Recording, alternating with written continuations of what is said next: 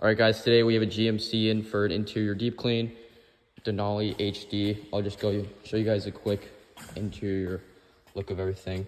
Carpets weren't that bad. This wasn't the main priority of this car. It was, since it's her husband's daily truck, she just wants to get it cleaned up.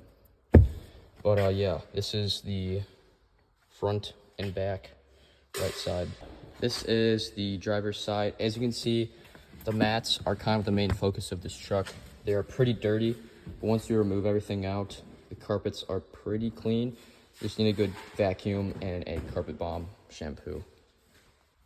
Again, just under the seats here, you can see there's a lot of crumbs along the edges of the carpet. And now we'll get to the small details of this car.